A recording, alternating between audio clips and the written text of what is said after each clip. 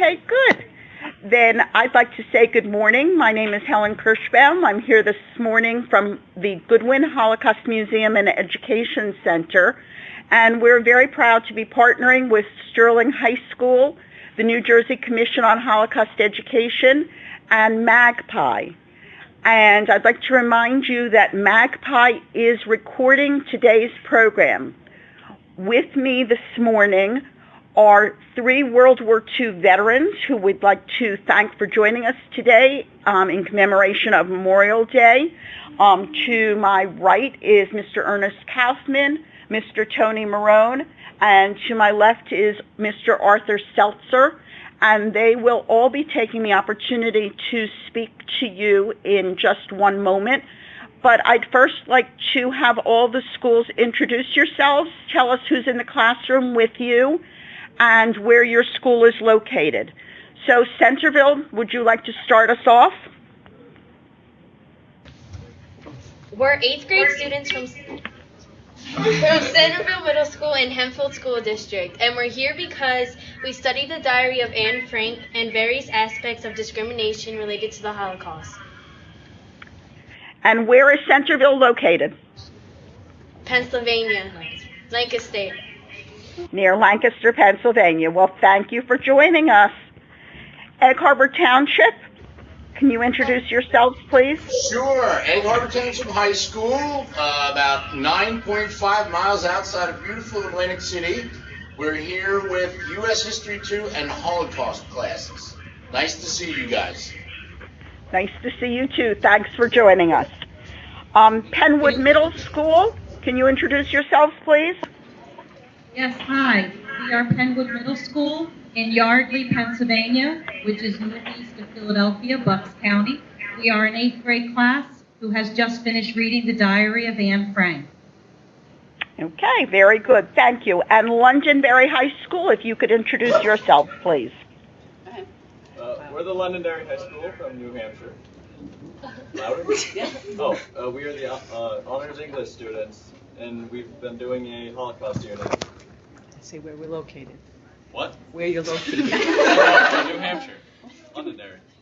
They don't know where that is. Okay, did I hear you say you're located in New Hampshire? Yeah. Okay, thanks for joining us. Sterling High School. We're actually broadcasting from Sterling, so I'd like them to introduce themselves also. We're Sterling High School from Somerdale, New Jersey, and we're U.S. History 1 and 2 classes. Okay, thank you very much. You can see that we have a very mixed group here today, but I hope that everyone can get some really important lessons out of today's presentations. 2 of the gentlemen with us are actually concentration camp liberators, and I'm going to ask Mr. Seltzer to speak to you first, tell you a little bit about himself as well as what he saw during World War II. Even though their experiences are all different, they are all eyewitnesses to history. And I hope that you realize that you are obviously the last generation that's going to have the opportunity to hear from World War II veterans. Sadly, there are over 1,000 World War II veterans dying each day across the United States. And so there are fewer and fewer who are going to be able in the future to share this history with us. So Mr. Seltzer, why don't you start us off? Again, my name is Arthur Seltzer, and I'm a past department commander of the Jewish War Veterans, which is the oldest veteran organization in the United States.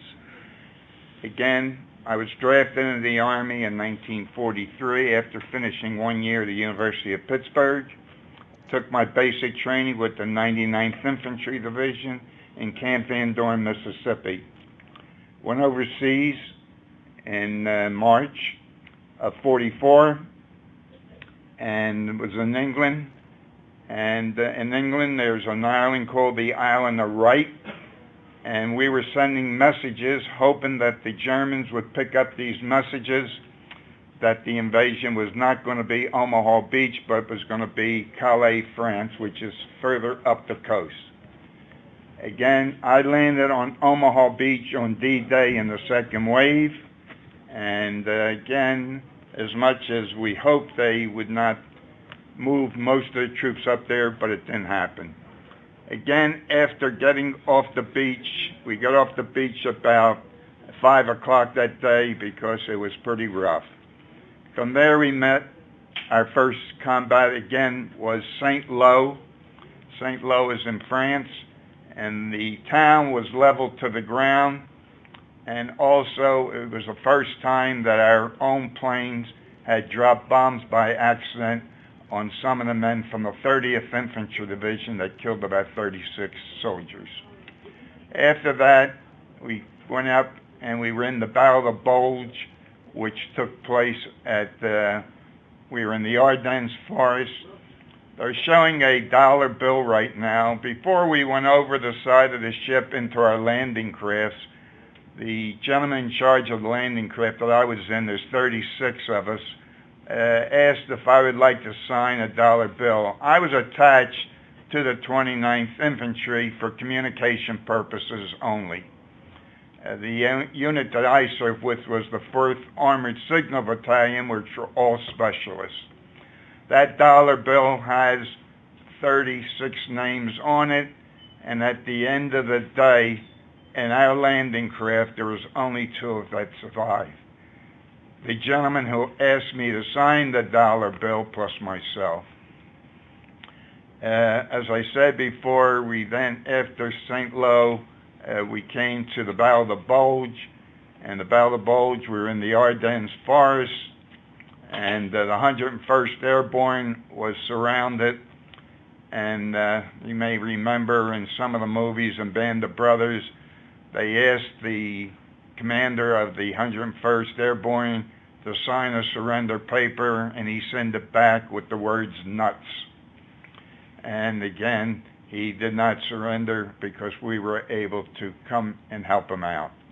After that, I came to Munich, Germany, and Munich, Germany is roughly about 9.5 miles from Dachau concentration camp. And Dachau concentration camp was the camp that we liberated. Right now they're showing some pictures of the D-Day landing on Omaha Beach, which was June the 6th. Many people are not aware, but the original D-Day was supposed to be June the 5th, but because of weather conditions, they had to postpone it for another day, and they finally decided to go on June the 6th. You now see a map up there that shows exactly where Munich, Germany is, and again, as I said, the town of Dachau is about roughly 6 miles or 6.5 miles northwest of Munich. Again, this is a picture of the Battle of the Bulge, and which I spoke about. This is the gate to Dachau concentration camp. And I was with the 4th Armored Division at that time, and these are 2 of the soldiers from the 40th Armored that had to keep the inmates in the camp because we were bringing up medical supplies and all to see if we could take care of them because they were nothing but skin and bones. Again, this is a picture of the clothing and some of the pictures that I took at that day at Dachau concentration camp. And again, as I said before, it was a sight that I will never forget. These are some of the inmates that were lined up along the fence before I left to take pictures of them so that I would have it. Also, the one completely to the right in the stripe of pajamas, he lives in Ohio, and I was able to make contact with him after the war was over, and I spoke to him. And again, he had come to the United States and married a lady who was also in a concentration camp, It was not the same one that he was in, but he definitely was a liberator, and liberated, and I was glad to speak to him. Again, the day before we arrived at Dachau, a carload of about 20 cars arrived at Dachau, and it was loaded with more camp. They were either survivors from camps being transferred to Dachau or were coming directly from their homes. When they came directly from their homes, they had their own clothes, and when they got to the camp, naturally, they were stripped of their clothes and given those striped pajamas. These, again, are some of the pictures that we took as we were going around the camp. And some of those people that were on that train load, some of them were still alive, and most of them were dead at the time of arrival. This is the way they would bury the dead. They would cut a trough out, as you can see on your right there. They would then take a bulldozer and take the dead bodies and push them into the trough. They then would cover them with lime and then cover them with the dirt. That's the way they buried the ones that they had killed. Now, when we arrived, to the left, they were the ashes that were taken out of the crematories that were still hot. And Hitler had notified the commander of Dachau to kill as many as possible. And again, when we did finally get there, we were able to save quite a few of them. Again, this is a list of the camps that were liberated by United States soldiers. Down in the left and second from the bottom, you'll see the 40th Armored Division liberated Dachau on April 29, 1945. So again, it was something that I can't forget, and I speak about it because it's necessary for people to definitely know what took place during that war. And you will hear very shortly from two other people who were there. So again, I thank you and be looking forward to hearing when you're asked to speak or ask questions, and I hope I was able to give you some idea of what took place. This is a picture of my, well, we lost it, but I returned again to retrace my steps with my wife, and the camp was completely different than when I was there the first time. All the barracks had been removed. They kept roughly about 6 or 7 barracks, and they made a museum out of the barrack, those barracks there. This is a picture that was taken of me when I spoke in another group over in Philadelphia at another school. So again, I want to thank you for listening to me, and hope that you'll have some good questions to ask. Thank you. Thank you very much.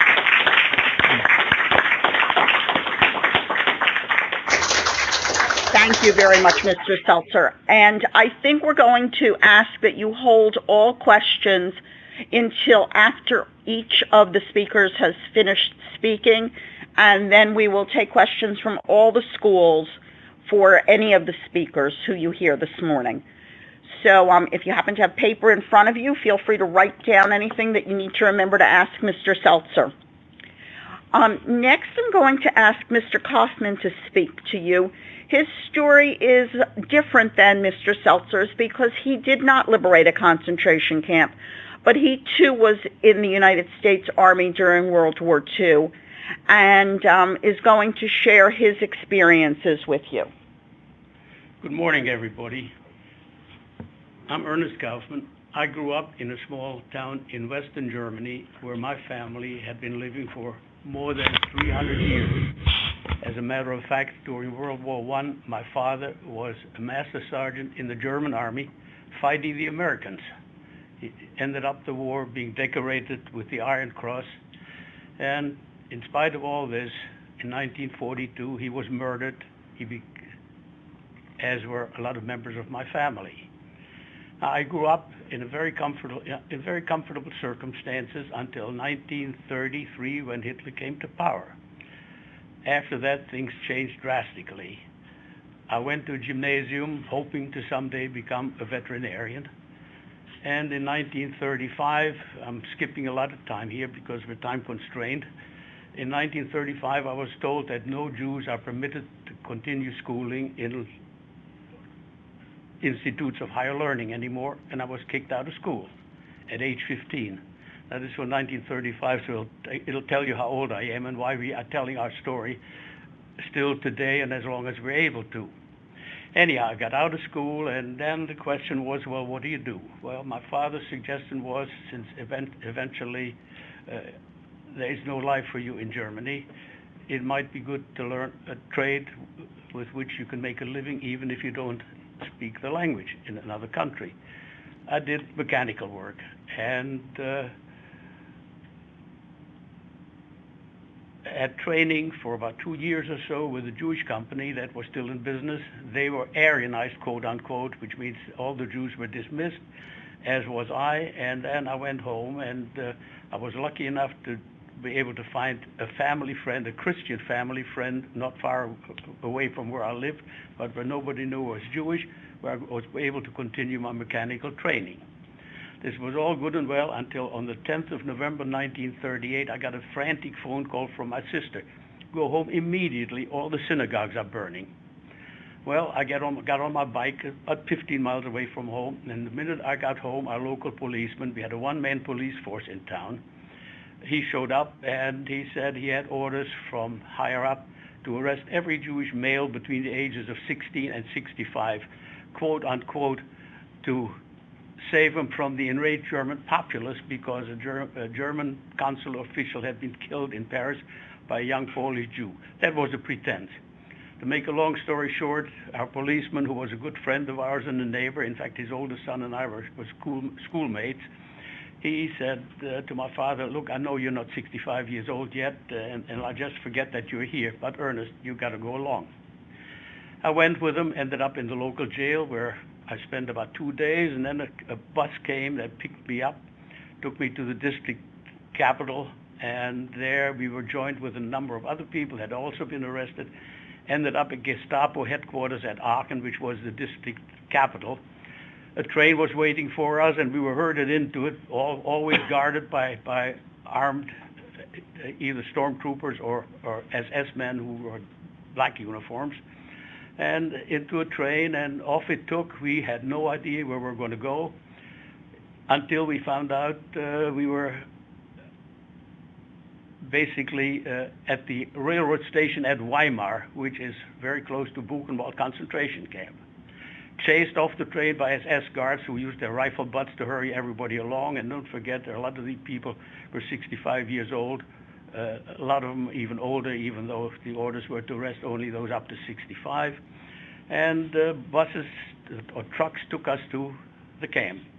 Our hairs were shaved, and after that we were marched into barracks that, well, you've seen pictures of concentration camps, how the barracks were arranged. They were open on one end and shelves about 3 feet apart, and there we spent whatever time we were forced to spend in concentration camp. Fortunately, we were all people of the so-called Kristallnacht action. I imagine you've heard of Kristallnacht. That was when this German official was killed, and they arrested all these Jewish people in the Kristallnacht action. There were about 10,000 of us in camp, and we were not made to work, although there were enough barracks to house all of us, which shows that things had been in preparation for quite some time. We, even though we didn't have to work, we had a roll call every day, but we were able to watch the prisoners that had been in the camp before. They were being marched off to work details and or driven off to work details, and we saw them come back at night, lined up in formations where they had to watch punishment being meted out. There, even though we were not involved in any of this, but we watched them hang people. We watched them beat people to a pulp. We watched them tie people's hands behind their backs and then hang them on what looked like meat hooks, and only take them down once they had fainted. And worst of all, I saw them stick a man into a barrel that was spiked with nails, was rolled down a hill. And at the foot of the hill as escorts were there with dogs that finished off these poor people. I mean, those are atrocities that you cannot imagine. We watched them, we saw them, we're witness to it. Fortunately, in those days, the Germans permitted anyone who was able to leave Germany to get out yet. That was before the basic Holocaust killings started. They started when the Germans marched into Poland the 1st of September. After that, all bets were off, at least for people in Eastern Europe. But in Western Europe, they still let people out if they could prove that they would leave Germany before too long. In other words, the Wannsee Conference that basically dictated the final solution of the Jewish question hadn't taken place yet. I was lucky enough, my parents contacted a friend of mine who had come to this country and said, look, Ernest needs an affidavit, which means he needs a sponsor to be able to get out of concentration camps. Those were the conditions that the Germans had about letting people out of camp. Well, my friend talked to the people he was rooming with. He'd only come here a short time before that. And they said, we'll sponsor him. People who sponsored me, a total stranger to him, and basically they saved my life. And of course, I and my family have been grateful to them as long as they ever lived. Well, to make a long story short, I ended up coming to this country in May of 1939. After a number of jobs, all kinds of jobs, from being a helper on a truck and working in a garage and sorting dirty rags, I finally ended up with a job as a mechanic building truck bodies for a defense contractor, and I was able to get a drafting permit. In those days, everybody age 18, I imagine still today, has to register for the draft. I had registered, and my boss got me an occupational deferment from the draft, considering that I was doing defense-related work.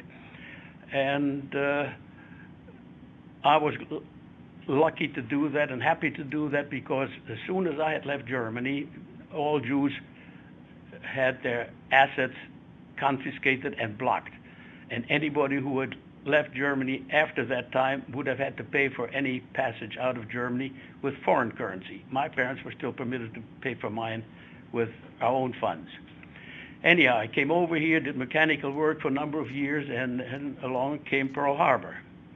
Well, after that, there was no chance to help my parents anymore, and I went the day after Pearl Harbor to City Hall in Philadelphia, where I lived, tried to enlist. Physical exam, a lot of questions to answer, some papers to fill out, and one of the questions was citizenship status. Well, I had applied for, because I had gotten my green card. You all know about the green card.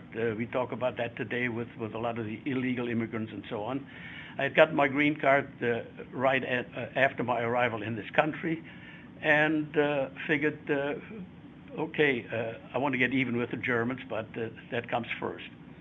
Sorry, buddy, you can't enlist, was what I was told at City Hall after all, going through all these preparations.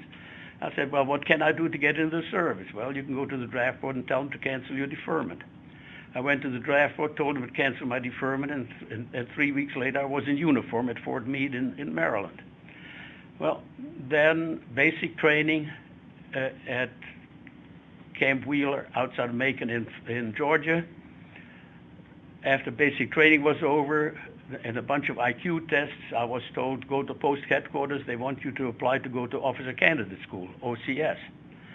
I go to post headquarters. They open up my folder, look, see that I'm not a citizen. Sorry, buddy, you can't go to OCS. You're not a citizen. Well, I ended up being in a line outfit, doing coast patrol in Maine for a number of months, and then sometime in 1942, Congress passed a law that anyone who would serve honorably in the military for at least 6 months would not have to wait the customary 5 years that it usually takes for a legal immigrant to become a citizen.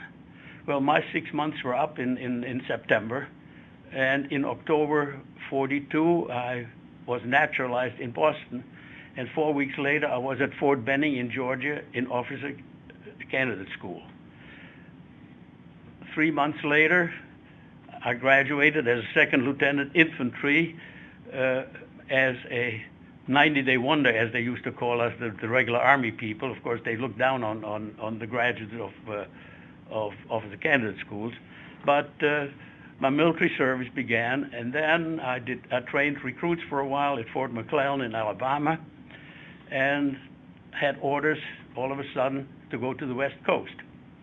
I went and argued my point and said, look, I speak German, I have a working knowledge of French, and I can't see how I can be of use in the Pacific, but in Europe I might be able to do some good.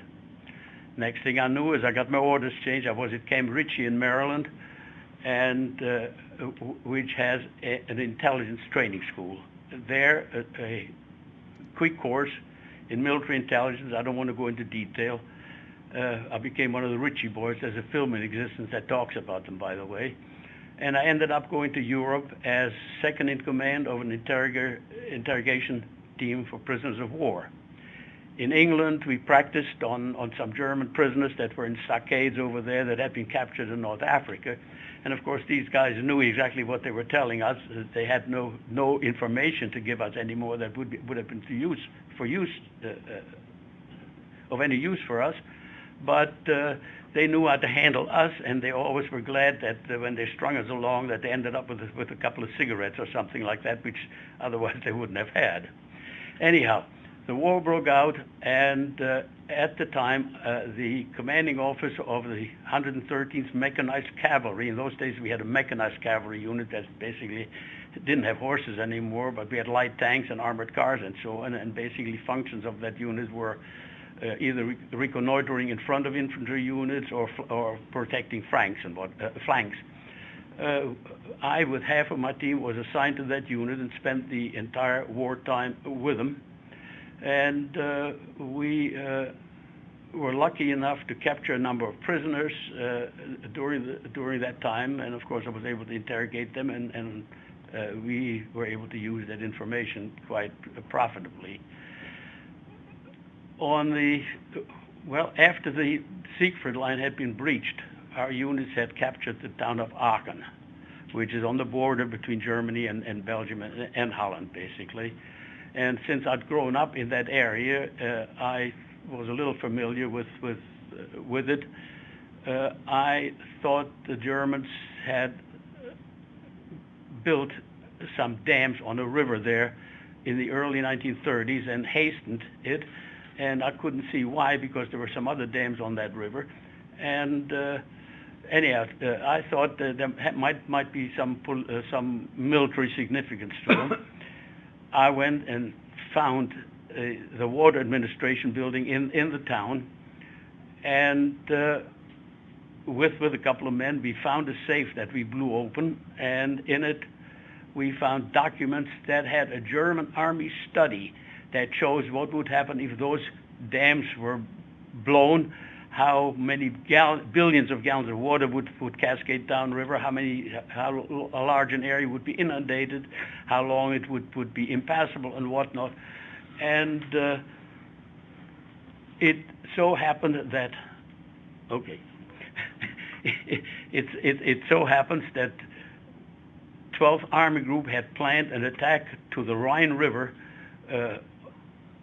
just about that time, and the minute they got those documents, the attack orders of probably pretty nearly 250,000 men were immediately put on hold. And I think that had we not found these documents and the Germans been able to blow those dams during our attack, we might have lost an awful lot of men and equipment at that time. Well, the war went on. I was just given a time limit. Another thing that happened, the town of Einbeck, after quite some advance during the war, town of Einbeck was having a headquarters of a large German unit, and people had come through the lines telling us, look, what can you do? We want to save the town, and we're done with the war, and the general wants to put up a fight. Well, like a stupid idiot, I went and put a white rag on my Jeep at the time with my driver, who had volunteered with me, drove into town, and were taken to the general and told the general, look, we're prepared to attack this town, and you're responsible for the loss of life and property in the town if you put up a fight, and I am supposed to report to my commanding officer as what your decision is. To make a long story short, I drove out of that town sitting in the back seat of a Mercedes staff car, in the front seat, shaking like a leaf next to the driver, with 2 generals sitting in the back seat, 30 officers marching behind us very slowly, and about 300 men walking into our lines. So those were some of the things that happened for me during the war. A week later, on the 12th of April, 1945, the day President Roosevelt died, I was wounded seriously, and that was the end of the war for me. I didn't end my military service then, but I convalesced for quite some time and went back in service once more.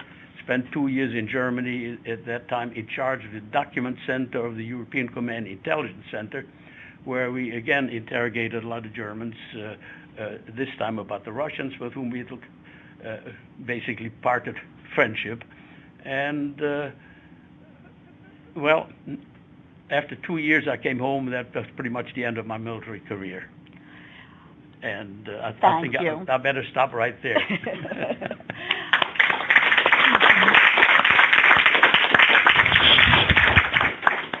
As you can tell, these gentlemen have all experienced so much that we've never seen, and it's difficult for them to condense their experiences into the mere 15 minutes that I've given them this morning.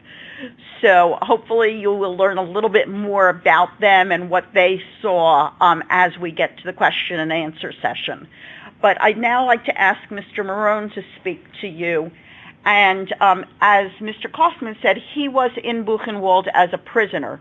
Mr. Marone was there as a liberator.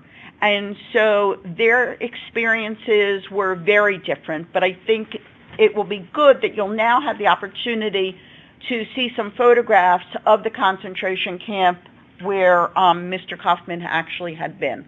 So, Mr. Marone, can you tell us a little bit about your experiences during the war? Mr. Kaufman was kind enough to give me a copy of his discharge from Buchenwald. That's the camp we'll be talking about today. During World War II, I was stationed in England with the 1st Army, 518th MP Battalion. We were preparing for the invasion of Europe. The invasion began on June the 6th, 1944, where 1 million men that included Army, Navy, and Air Force. 65% were American, and the rest were made up of British and French. It was here in England that I would celebrate my 19th birthday. A lot happened in 1944. There was D-Day, 3 months in France, and then the Battle of the Bulge, Normandy. The battle lasted from December the 15th to January the 15th. We suffered 25,000 casualties. The Germans suffered 100,000. Clothing and food and supply were scarce, and the weather was freezing cold. We lost our commanding officer, a colonel. He was 27 years old, a West Pointer, a first lieutenant, and several enlisted men. During this time, I celebrated my 20th birthday. I off at the end of Germany in March 1945. We advanced to the Rhine River. Once across the Rhine, I would soon learn the word concentration camp. There was a time prior to 1944, most Americans were not aware of such a place or word. Our leaders knew, but never told the American people. In July 1944, the Soviet Army liberated Lublin, Poland. There they found the Majdanek concentration camp where 700,000 people were murdered. The U.S. authorities were notified by pictures sent via radio photo from Moscow to the U.S. In January 1945, the Red Army liberated Auschwitz concentration camp in Poland. There were 1.5 million people were executed. 90% were Jewish. Again, the American leaders were reluctant to believe the Soviet reports. I have in my possession a copy of that radio photo given to me by a friend who was with the Army intelligence. Of all the horrific events that took place during World War II, none is more grotesque than the Holocaust. For those who do not believe the Holocaust never took happen, they should visit Bad Arolsen, Germany, where there is a building that contains 17.5 million names of Hitler's victims. We're talking about the entire population of Philadelphia, New York, Los Angeles, Chicago, and Houston, Texas. These are the complete files of all Nazi prisoners. Who knows what these deceased could have contributed to the world. In 1937, the Nazis decided on the final solution. That is the extermination of the entire Jewish population and other people considered undesirable. Heinrich Himmler was the architect of this idea. They built 24 major concentration camps for transit, labor, annihilation. There were many subcamps. In 1937, the Nazi leaders decided to build a concentration camp on Ellisburg Hill, located above Weimar, Germany. Because of all the beech trees, they named it Buchenwald. The name was given by Heinrich Himmler. Himmler was second in command only to Adolf Hitler and the founder command of all Nazi concentration camps. He was the second most powerful man in Germany. He was captured by a British patrol in May 1945. He promptly committed suicide. He had taken a poison capsule in his mouth. He was buried in an unmarked grave. For centuries, Weimar had been the culture center of Germany. Composers Richard Strauss, Franz Liszt lived and performed here, as did writers Friedrich Schiller and Johann Goethe. The much-talented Goethe picnic and wrote while on Ellisburg Hill. He once wrote, "Here one feels great and free." Little did he know what will be built at this site years later. You must forgive me, I'm losing my voice here. The camp, they call these the golden years, we call them the rusty years. The camp was built by prisoners. The main road leading to the camp was constructed by prisoners chained to wagons, pulling stone from choir to camp. Guards forced them to sing while working. They called them singing horses. Because of all the deaths building this road, it was called Blood Road.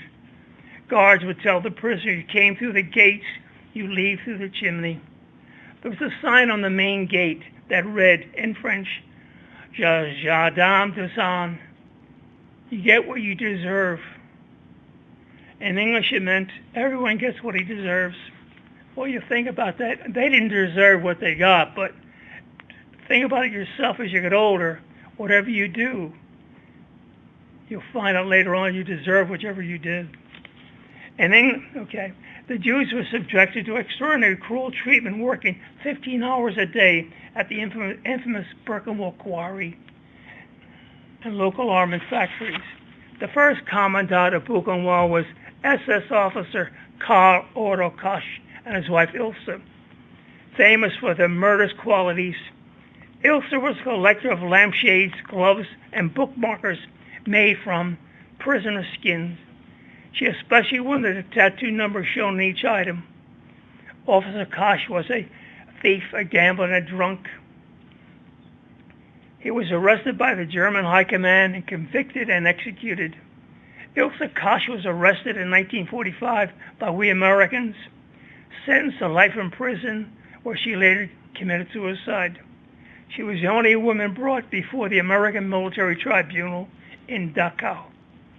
One barracks at Buchenwald had been a stable for horses, now housed 700 men.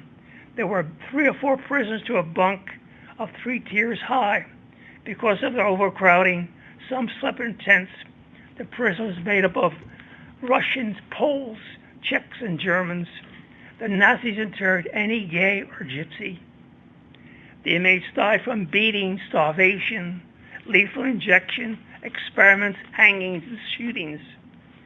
The official goal at this camp was to kill all prisoners.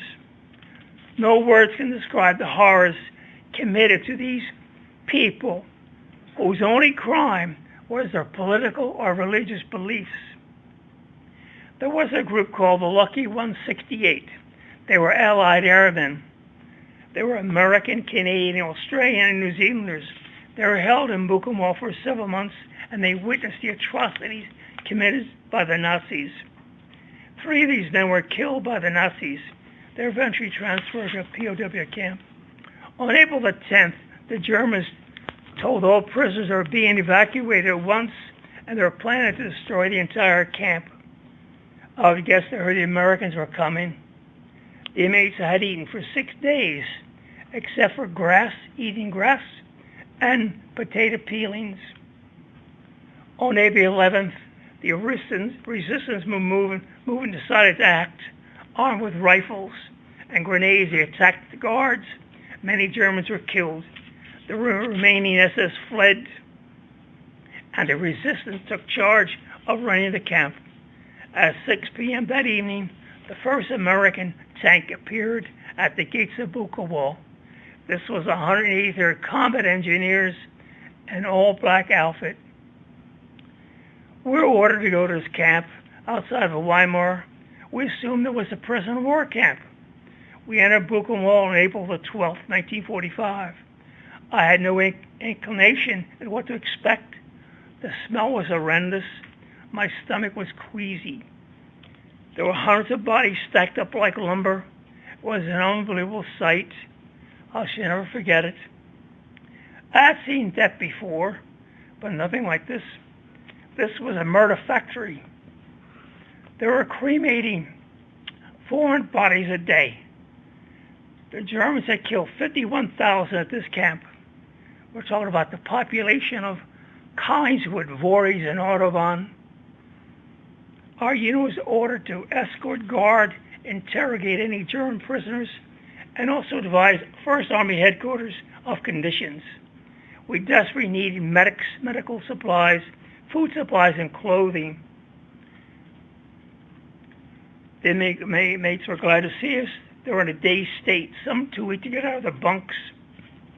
Some of the dead had been shot, hung, tortured, or died from experiments.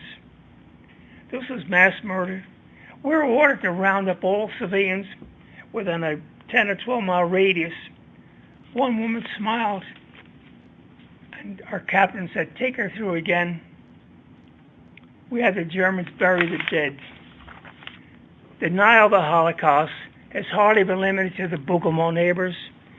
The inmates built a monument of wood in memory of the 51,000 killed at this murder factory called Buchenwald. There is now a sculpture in honor of the resistant fighters. There is a heavy emphasis on the communist and social democratic political prisoners, with virtually no mention of the Jews or other victims. There were 21,000 survivors of Buchenwald, including 700 children. One teenager was Elie Wiesel.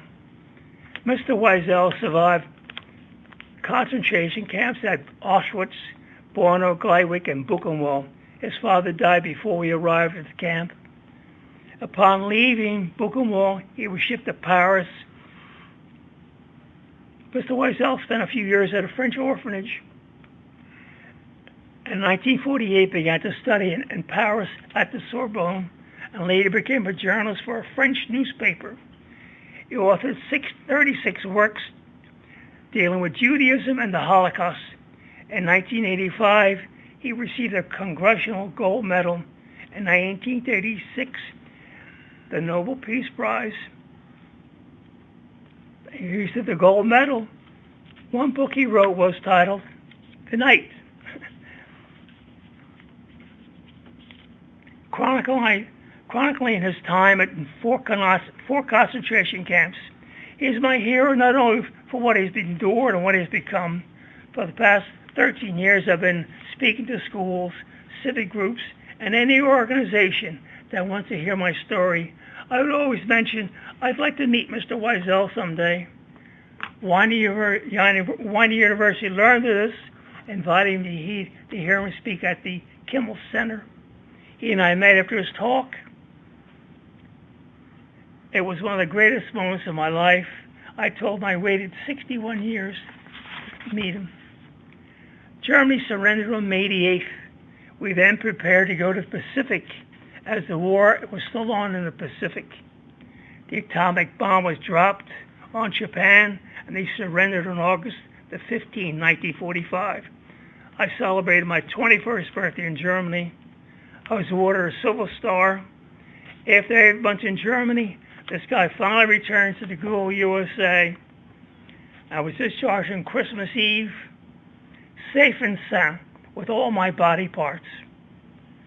For anyone who would like to believe that one of the greatest crimes of all times never happened, I answer this with 3 simple words. I was there. Thank you.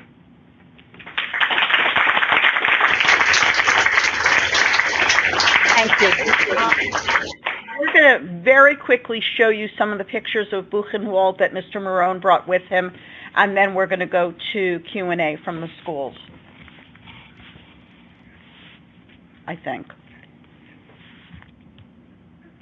Yeah.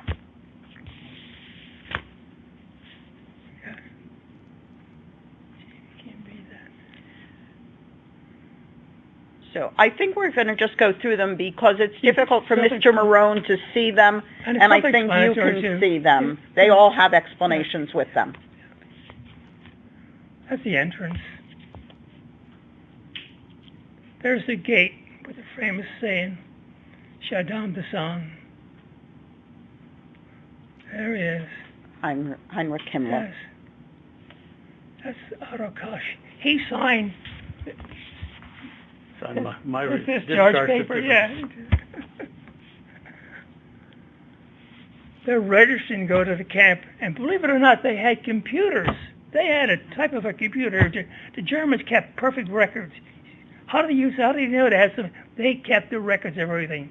Next picture. Those computers, you should know, were provided by IBM. There it is, right there. That's the camp.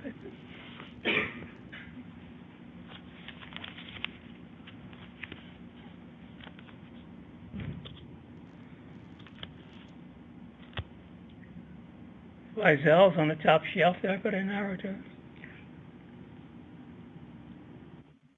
These are the Allied airmen.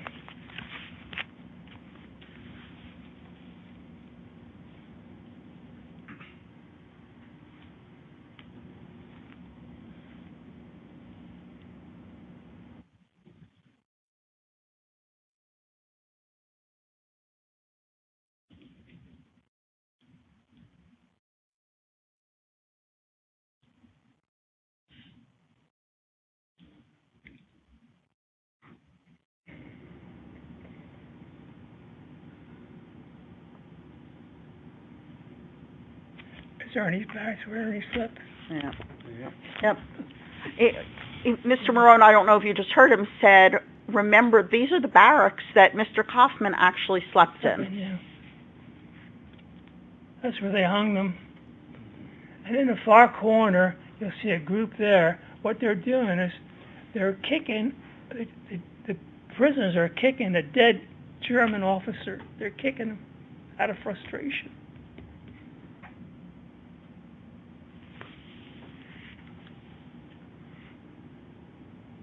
There's the band they had to drown out the complaints, I guess.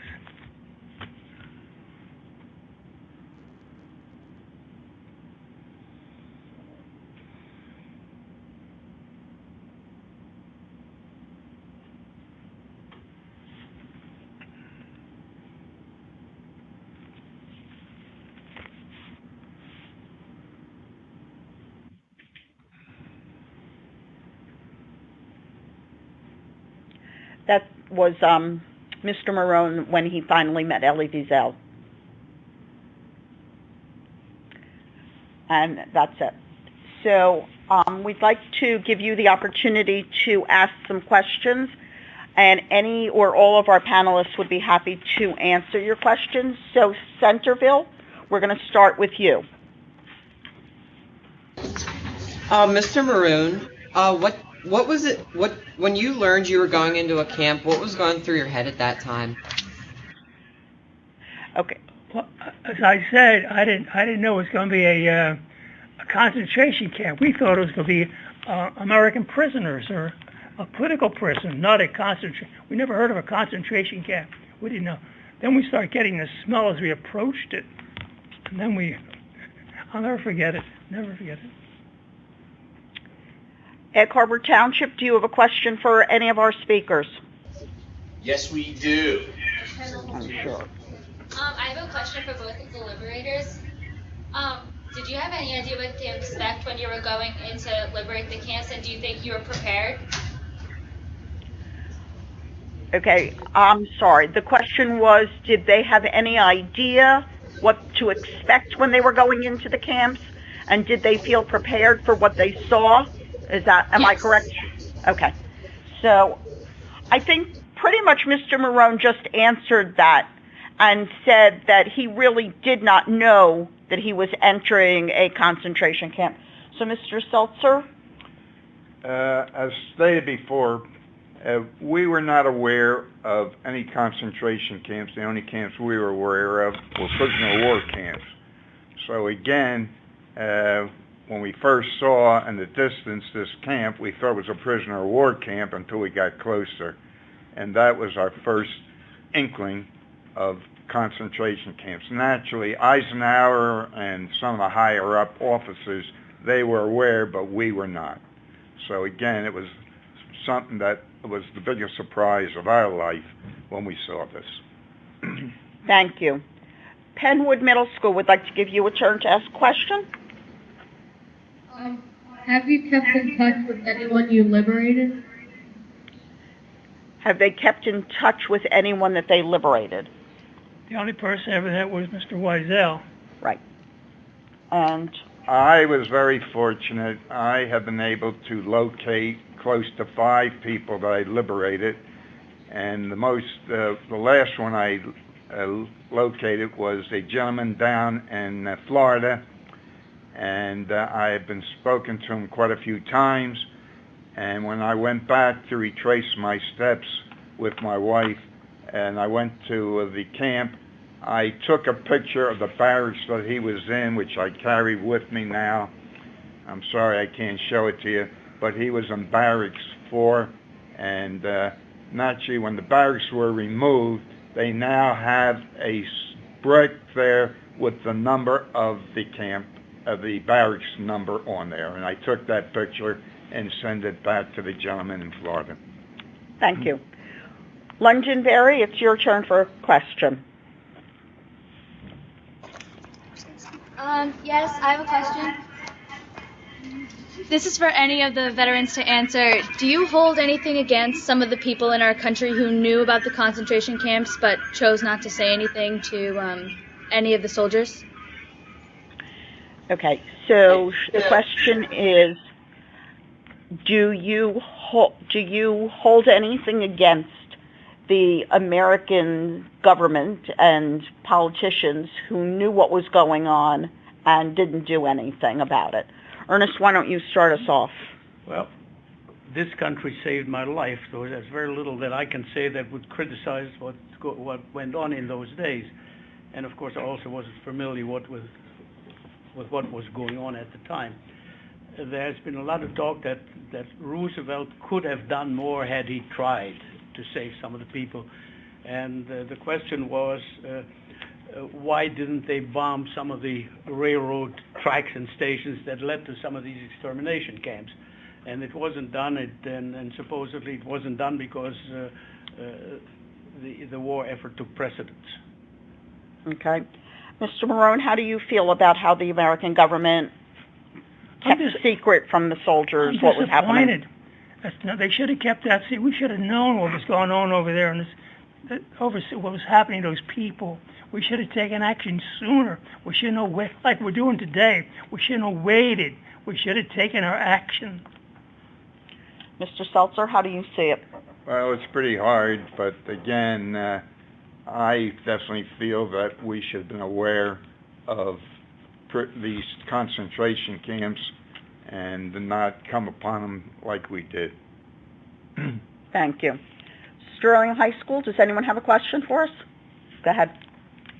My name's Ben Mallett, and I was wondering for Mr. Kaufman, were you able to ever find out what happened to your family that was left in Germany? Okay, Yes. so I'm going to repeat the question in case the other schools didn't hear him. He asked Mr. Kaufman if he was ever able to find out what happened to his family in Germany.